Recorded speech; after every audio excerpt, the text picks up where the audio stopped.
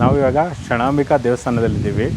ಜ್ಯೋತಿರ್ಮಹೇಶ್ವರ ದೇವಸ್ಥಾನದ ಆವರಣದಲ್ಲಿರುವಂಥ ಷಣಾಂಬಿಕಾ ದೇವಸ್ಥಾನ, ವೇದನಾಯಕಿ ದೇವಸ್ಥಾನ ಕೂಡ. ನಮ್ಮ ಜೊತೆ ಮೈಸೂರು ಪ್ಯಾಲೇಸ್ನ ಗೈಡ್ ಆದಂಥ ಮದನ್ ರಾವ್ ಅವರು ಕೂಡ ಇದ್ದಾರೆ. ಇವ್ರ ಜೊತೆ ಈ ದೇವಸ್ಥಾನದ ವಿಶೇಷತೆಯನ್ನು ಬನ್ನಿ ನೋಡೋಣ. ಇವತ್ತಿನ ನಮ್ಮ ಶ್ರೀರಂಗಪಟ್ಟಣದ ಮತ್ತೊಂದು ಭೇಟಿ ಶ್ರೀರಂಗಪಟ್ಟಣದ ಜ್ಯೋತಿರ್ಮಹೇಶ್ವರ ದೇವಸ್ಥಾನ. ಇದನ್ನು ಕಳಲೆಯ ದೊಡ್ಡ ನಂಜರಾಜಯ್ಯ ಕಟ್ಟಿಸಿದ್ದು ತಮ್ಮ ತಂದೆ ತಾಯಿಗೋಸ್ಕರ. ಇಲ್ಲಿ ಇನ್ನೊಂದು ವಿಶೇಷ ಏನಪ್ಪ ಅಂದರೆ ಷಣಾಂಬಿಕಾ ದೇವಸ್ಥಾನ ಇರುವಂಥದ್ದು. ಇಲ್ಲಿ ಶಂಕರಾಚಾರ್ಯರೇ ಶ್ರೀಚಕ್ರವನ್ನು ರಚನೆ ಮಾಡಿದ್ದಾರೆ ಅಂತ ಹೇಳ್ತಾರೆ. ಅದು ಕೂಡ ಇಲ್ಲಿದೆ. ಇಲ್ಲಿ ಭಾಳಷ್ಟು ಜನ ಶ್ರೀಚಕ್ರ ದರ್ಶನದಿಂದಲೇ ಭಾಳಷ್ಟು ಅನುಕೂಲ ಆಗಿರೋಂಥ ಭಕ್ತಾದಿಗಳು ಅನುಕೂಲ ಆಗಿದೆ ಅಂದ್ಬಿಟ್ಟು ಅವ್ರ ನಂಬಿಕೆಯಿಂದ ಬರ್ತಾರೆ. ಶ್ರೀರಂಗಪಟ್ಟಣದಲ್ಲಿ ವೇದನಾಯಕಿ ಅಂತಲೂ ಕರೀತಾರೆ ಇದಕ್ಕೆ, ಷಣಾಂಬಿಕಾ ದೇವಸ್ಥಾನಕ್ಕೆ. ಇಲ್ಲಿ ನಮ್ಮ ದಕ್ಷಿಣ ಭಾರತದಲ್ಲಿ ಜ್ಯೋತಿರ್ಮಹೇಶ್ವರ ದೇವಸ್ಥಾನ ಅಂತಿರೋದು ಇದೊಂದೇ ನನ್ನ ಪ್ರಕಾರ, ನನಗೆ ಗೊತ್ತಿರೋ ಹಾಗೆ. ಇನ್ನು ಮಿಕ್ಕಿದ್ದು ಇನ್ನೊಂದಿರೋದು ಕಾಶಿನಲ್ಲಿದೆ.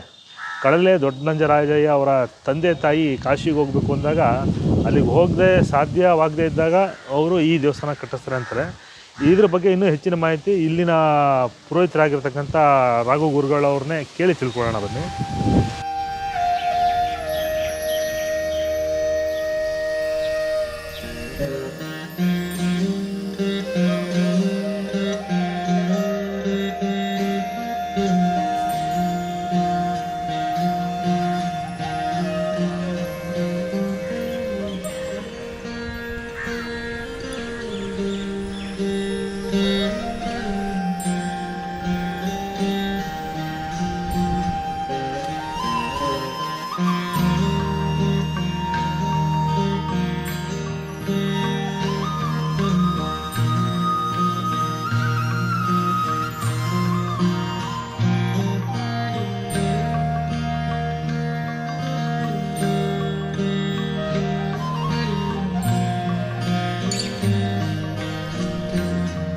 ನನ್ನ ಹೆಸರು ರಾಘವೇಂದ್ರ ಶಾಸ್ತ್ರಿ.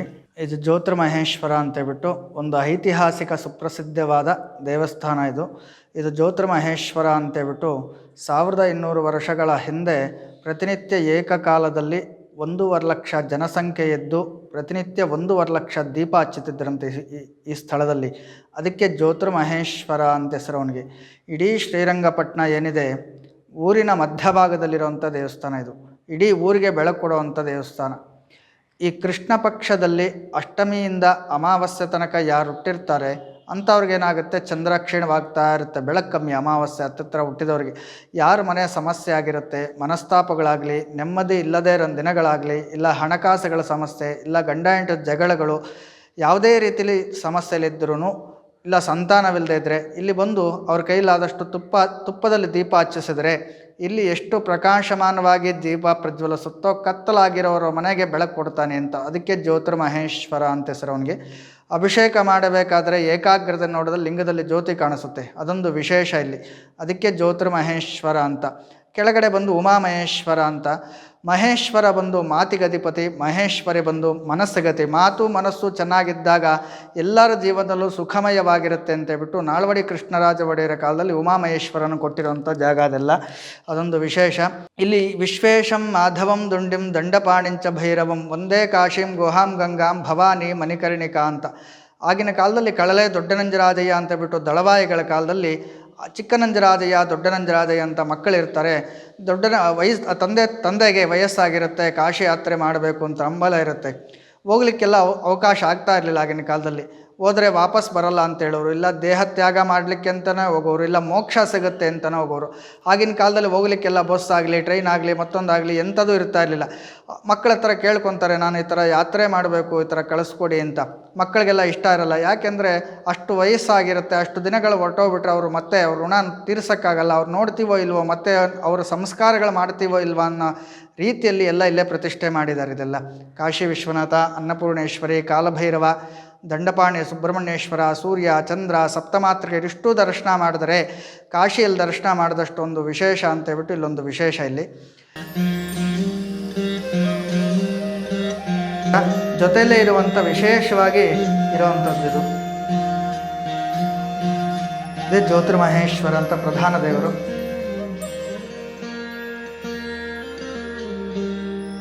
ಇಲ್ಲಿ ಸಪ್ತಮಾತೃಕೆಯರು ಬ್ರಾಹ್ಮಿ, ಮಾಹೇಶ್ವರಿ, ಕೌಮಾರಿ, ವೈಷ್ಣವಿ, ವಾರಾಹಿ, ಇಂದ್ರಾಣಿ, ಚಾಮುಂಡಿ ಅಂತ ಹೇಳ್ಬಿಟ್ಟು 7 ಜನ ಅಕ್ಕ ತಂಗಿರು. ವಿಶೇಷವಾಗಿ ನವರಾತ್ರಿಯಲ್ಲಿ ವಿಶೇಷವಾಗಿ ಆರಾಧನೆ ಆಗ್ತಾ ಇರುತ್ತೆ. ಇಲ್ಲಿ ಕಾಲಭೈರವ, ಕಾಶಿಯಲ್ಲಿ ದರ್ಶನ ಮಾಡಿದಷ್ಟು ಪುಣ್ಯ ಅಂತೇಳ್ಬಿಟ್ಟು ಇಲ್ಲೊಂದು ವಿಶೇಷ. ಕಾಶಿ ಕಾಪುರಾಧಿನಾಥ ಕಾಲಭೈರವಂ ಭಜೆ. ಕಾಶಿಯಲ್ಲಿ ವಿಶ್ವನಾಥನ ದರ್ಶನ ಮಾಡದೇ ಇದ್ದರೂ ಪರವಾಗಿಲ್ಲ, ಕಾಲಭೈರವನ ದರ್ಶನ ಮಾಡಬೇಕು ಅಂತೇಳ್ಬಿಟ್ಟು ಒಂದು ವಿಶೇಷ ಇಲ್ಲಿ ಕ್ಷಿಪ್ರ ಗಣಪತಿ ಅಂತ. ಕ್ಷಿಪ್ರ ಅಂದರೆ ಬೇಗ ವರ ಕೊಡೋನು ಅಂತ, ಹಾಗಾಗಿ ವಿಶೇಷ. ಇಲ್ಲಿ ದ್ವಾರಪಾಲಕರು ನಂದಿ, ಭೃಂಗಿ, ಮಹಾಕಾಳ ಅಂತೇಳ್ಬಿಟ್ಟು ಒಂದು ವಿಶೇಷ.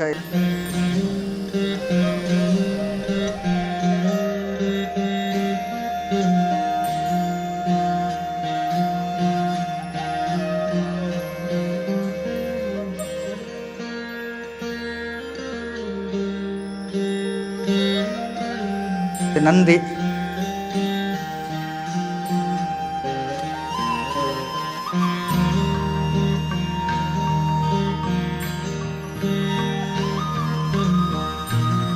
ಇಲ್ಲಿ ವರದರಾಜ ಸ್ವಾಮಿ ಅಂತ ಮಹಾವಿಷ್ಣು. ಎಲ್ಲ ಶಿವ ಪಂಚಾಯತತನ ಅಂತೇಳ್ಬಿಟ್ಟು ಒಂದು ವಿಶೇಷವಾಗಿ ಇರುತ್ತೆ.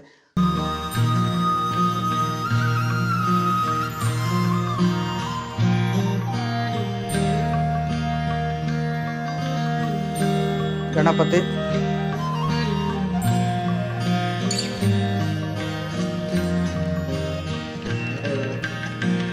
ಕಾಶಿ ವಿಶ್ವನಾಥ,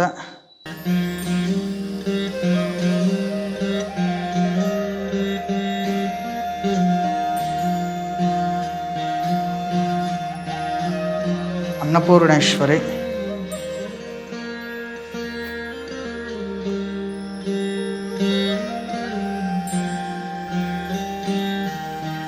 ಸೂರ್ಯ, ಚಂದ್ರ,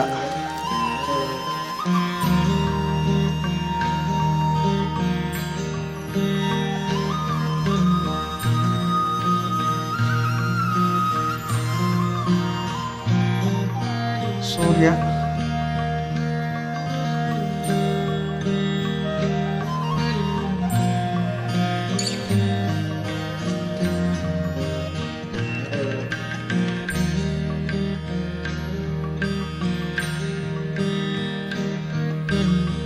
ದಂಡಪಾಣಿ ಸುಬ್ರಹ್ಮಣ್ಯೇಶ್ವರ,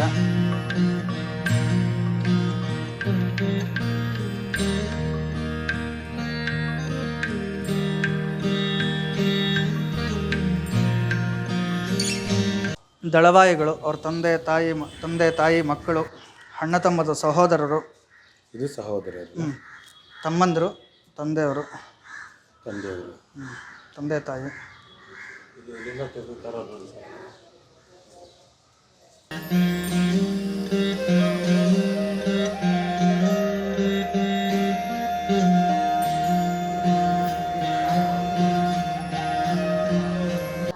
ಏನಿಲ್ಲಿ ಕಳಲೆ ದೊಡ್ಡನಂಜರಾಜಯ್ಯ ದೇವಸ್ಥಾನ ಕಟ್ಟಿಸಿರೋ ಅಂಥ ಅವರ ಕುಟುಂಬ, ಅವ್ರ ಮಕ್ಕಳು ಇಲ್ಲೊಂದಿದೆ, ಮತ್ತು ಆತನ ಹೆಂಡತಿ, ಮತ್ತು ಇಲ್ಲೊಂದಿದೆ, ಇಲ್ಲೊಬ್ಬ ಮಗ ಮತ್ತು ಆತನ ಹೆಂಡತಿ. ಎಲ್ಲದಕ್ಕಿಂತ ಮೇಲ್ಭಾಗದಲ್ಲಿ ತಾವು ನೋಡ್ಬೋದು ಒಬ್ಬ ಶಿಲ್ಪಿ ಲಿಂಗವನ್ನು ಕೆತ್ತುತ್ತಾ ಇರೋವಂಥದ್ದು. ಇದೇನಪ್ಪ ಸೂಚಿಸಿದೆ ಅಂದರೆ ಈ ಕುಟುಂಬದವರು ಈ ಒಂದು ದೇವಸ್ಥಾನ ನಿರ್ಮಾಣ ಮಾಡಿರೋದನ್ನ ಸಾಂಕೇತಿಕವಾಗಿ ಒಂದು ಕಲ್ಲಿನ ಕಂಬದಲ್ಲಿ ಕೆತ್ತನೆ ಮೂಲಕ ಚಿತ್ರಿಸಿದ್ದಾರೆ ಇದನ್ನು. ಇಲ್ಲಿ ಮೇಲ್ಗಡೆ ಮತ್ಸ್ಯಗಳು ವಿಶೇಷವಾಗಿದೆ 2.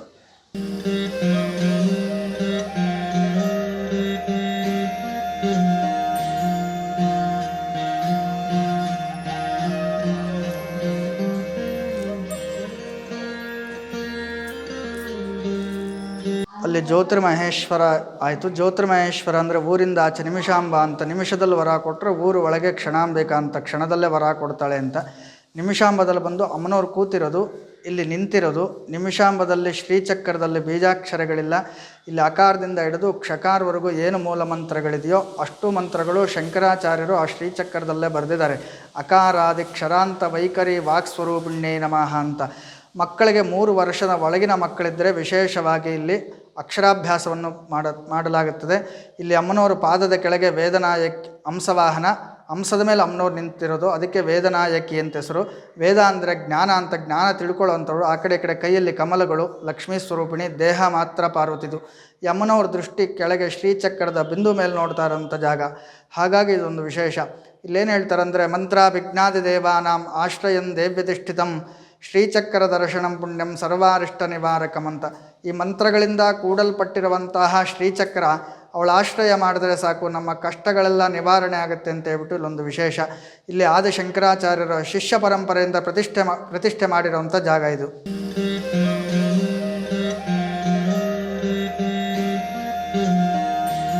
ಇದು ದೇವರಿಗೆ ಉಯ್ಯಾಲೋತ್ಸವ, ಕಲ್ಯಾಣೋತ್ಸವ ಅಂತ ಆಗುವಂಥ ಸ್ಥಳ, ಯಾಗಶಾಲೆ ಇದು. ದಕ್ಷಿಣಾಮೂರ್ತಿ ಮಂಟಪ ಅಂತ ಹೇಳ್ಬಿಟ್ಟು ಒಂದು ವಿಶೇಷ.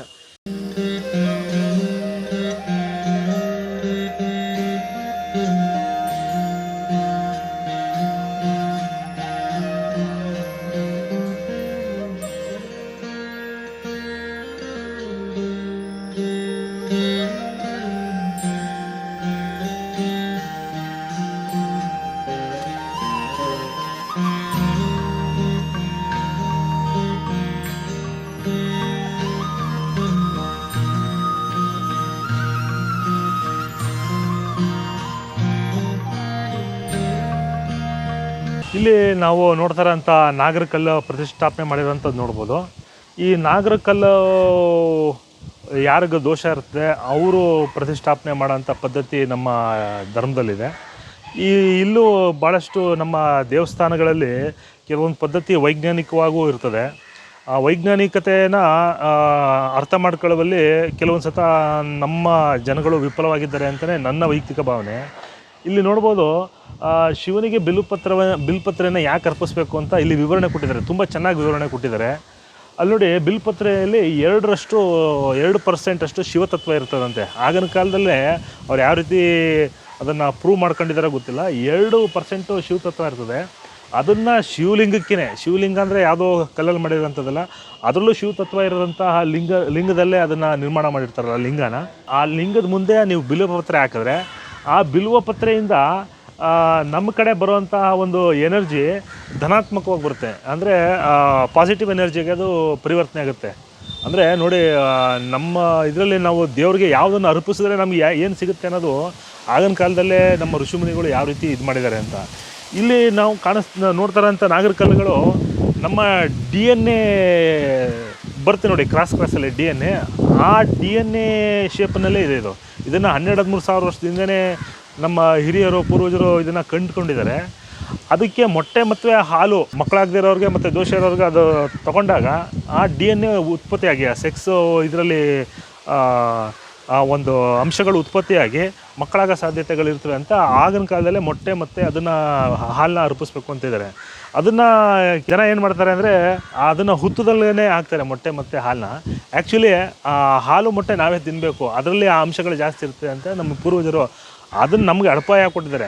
ನಮ್ಮ ದೇವಸ್ಥಾನಗಳೇನಿದ್ದಾವೆ ಅದು ಬರೀ ನಂಬಿಕೆ ಆಧಾರ ಮೇಲೆ ನಿರ್ಮಾಣಗೊಂಡಿಲ್ಲ. ಅವೆಲ್ಲ ನಮ್ಮ ಜೀವನ ಪದ್ಧತಿಯನ್ನು ಉತ್ತಮಗೊಳಿಸಲು ಮಾಡಿರ್ತಕ್ಕಂಥ ಅಡಿಪಾಯ ಅಂತ ಸುಮಾರು ಜನಗಳಿಗೆ ಅದು ಗೊತ್ತಾಗಿಲ್ಲ.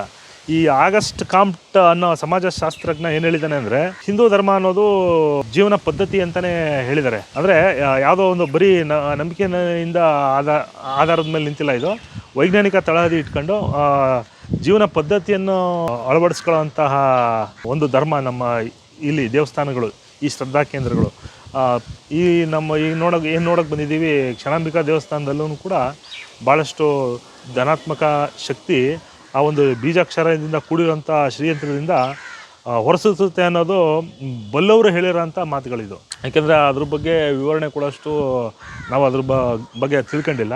ಬಟ್ ಆ ಶ್ರೀಚಕ್ರ ಎಲ್ಲೆಲ್ಲಿದೆಯೋ ಅಲ್ಲೆಲ್ಲ ಕಡೆಯೂ ಊರಾಗಲಿ ಅದಕ್ಕೆ ನಂಬ್ಕೊಂಡು ಬಂದಂಥ ಜನಗಳಾಗಲಿ ಆ ಒಂದು ಪ್ರಯೋಜನನ ಪಡ್ಕೊಂಡು ಬಂದಿದ್ದಾರೆ. ಯಾಕಂದರೆ ಅದು ನಾನು ಕೇಳಿ ತಿಳ್ಕೊಂಡಿದ್ದೀನಿ ಅದನ್ನು.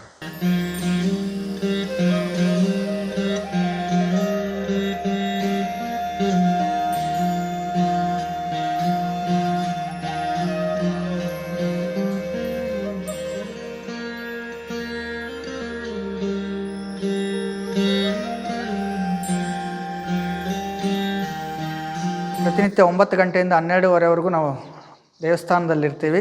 ಬೆಳಗ್ಗೆ ಪ್ರಾತಃ ಕಾಲದಲ್ಲಿ 9 ಗಂಟೆಯಿಂದ ಈಶ್ವರನಿಗೆ ರುದ್ರಾಭಿಷೇಕ ಆಗುತ್ತೆ. ಪ್ರತಿನಿತ್ಯ ಅಭಿಷೇಕ, ಈಶ್ವರನ ರುದ್ರಾಭಿಷೇಕ. ಮತ್ತು ಅಮ್ಮನವರಿಗೆ ಶ್ರೀಚಕ್ರಕ್ಕೆ ಪ್ರತಿನಿತ್ಯ ಅಭಿಷೇಕ ಇರುತ್ತೆ. ಶುಕ್ರವಾರ, ಪ್ರತಿ ಶುಕ್ರವಾರ ಅಮ್ಮನವ್ರಿಗೆ ಅಭಿಷೇಕ ಇರುತ್ತೆ. ವರ್ಷದಲ್ಲಿ 3ನೇ ಕಾರ್ತಿಕ ಸೋಮವಾರ ಇಲ್ಲಿ ಗಾಣಿಗರ ಕುಟುಂಬಸ್ಥರಿದ್ದಾರೆ ಇಲ್ಲೆಲ್ಲ. ಅವರಿಂದ ವರ್ಷಕ್ಕೊಂದು ಮಾತ್ರ ಉತ್ಸವ ಆಗ್ತಿತ್ತು. ಈಗ ಪ್ರತಿ ವರ್ಷನೂ ಪ್ರತಿ ಕಾರ್ತಿಕ ಮಾಸದಲ್ಲೂ ಸುಮಾರು ಭಕ್ತರ ಸಹಕಾರದಿಂದ ಅವರವರು ಗುಂಪು ಸೇರಿಕೊಂಡು ಒಬ್ಬೊಬ್ಬರು ಸಂಘ ಮಾಡ್ಕೊಂಡಿದ್ದಾರೆ. ಒಂದೊಂದು ಸೋಮವಾರ ಉತ್ಸವ ಮಾಡ್ತಾರೆ. ಪ್ರತಿ ಸೋಮವಾರನೂ ಕಾರ್ತಿಕ ಮಾಸದಲ್ಲಿ ಅನ್ನ ಸಂತರ್ಪಣೆ ಇರುತ್ತೆ. ಮತ್ತು ಶಿವರಾತ್ರಿ ಮಾರನೇ ದಿವಸ ರಥೋತ್ಸವ ಇರುತ್ತೆ. ರಥಸಪ್ತಮಿ ದಿವಸ ಉತ್ಸವ ಇರುತ್ತೆ. ಯಾರು ಬೇಕಾದರೂ ಸೇವೆಗಳು ಮಾಡ್ಬೋದು, ಯಾರಿಗೂ ಬಲವಂತ ಇರಲ್ಲ. ಯಾಕೆಂದರೆ ಅನ್ಯಕ್ಷೇತ್ರೆ ಕೃತಂ ಪಾಪಂ ಪುಣ್ಯಕ್ಷೇತ್ರೇ ವಿನಶ್ಯಂತ. ಸೇವೆ ಮಾಡಿದ್ರೆ ಕರ್ಮ ಕಳ್ಕೊಳ್ಬೇಕಾಗಿಲ್ಲ, ದೇವ್ರ ದರ್ಶನ ಮಾಡಿದ್ರೆ ಸಾಕು, ಪುಣ್ಯಕ್ಷೇತ್ರಗಳಲ್ಲಿ ಬಂದು ಕರ್ಮಗಳೆಲ್ಲ ನಿವಾರಣೆ ಆಗುತ್ತೆ ಅಂತ ಹೇಳ್ಬಿಟ್ಟು ಇಲ್ಲೊಂದು ವಿಶೇಷ. ಪ್ರತಿ ಕಾರ್ತಿಕ ಮಾಸದಲ್ಲಿ ಮಾತ್ರ ಪ್ರತಿ ಸೋಮವಾರನೂ 5 ಸೋಮವಾರ ಬಂದರೆ 5 ಸೋಮವಾರ, 6 ಮತ್ತು ತುಳಸಿ ಹಬ್ಬ, ಉತ್ವಾನದಾಸ ದಿವಸ ಶ್ರೀರಂಗಪಟ್ಟಣದಲ್ಲಿ ಎಷ್ಟು ದೇವಸ್ಥಾನಗಳಿದೆ ಅಷ್ಟು ದೇವಸ್ಥಾನದಲ್ಲೂ ಒಂದೊಂದು ಉತ್ಸವಗಳೆಲ್ಲ ಒಂದರಿಂದ ಒಂದು ಪ್ರತಿನಿತ್ಯ ಹೋಗ್ತಾ ಇರುತ್ತೆ. ಅದೊಂದು ವಿಶೇಷವಾಗಿ ನಡೆಯುತ್ತೆ.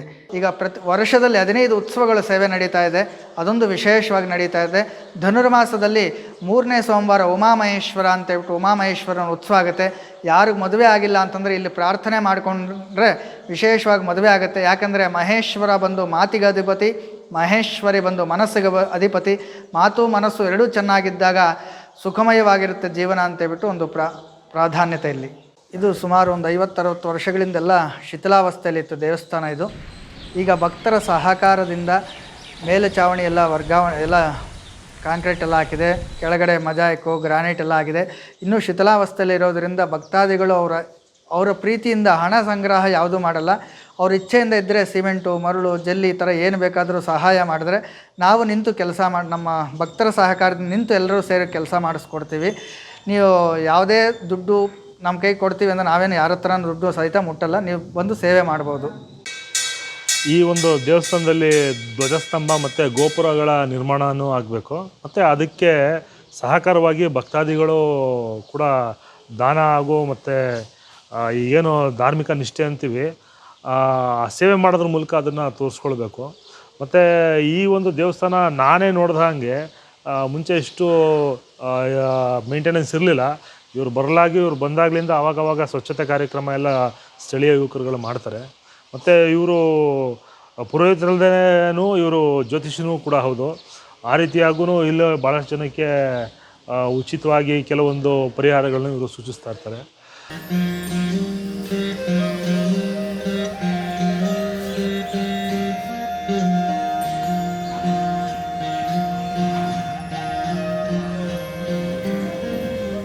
ಈ ಕ್ಷಣಾಂಬಿಕಾ ದೇವಸ್ಥಾನ, ಜ್ಯೋತಿರ್ಮಹೇಶ್ವರ ದೇವಸ್ಥಾನ ಇರೋದು ಶ್ರೀರಂಗಪಟ್ಟಣ ಮುಖ್ಯ ರಸ್ತೆ, ಅಂದರೆ ಪೇಟೆ ಬೀದಿಲಿರೋ ದೇವಸ್ಥಾನ ಇದು ನೀವು ಕೋಟೆ ಬಾಗಿಲಿಂದ ಒಳಗಡೆ ಬಂದರೆ ಜಸ್ಟ್ ಒಂದು 300 ಮೀಟ್ರ್ ದೂರದಲ್ಲಿದೆ, ಎಡಭಾಗದಲ್ಲಿದೆ.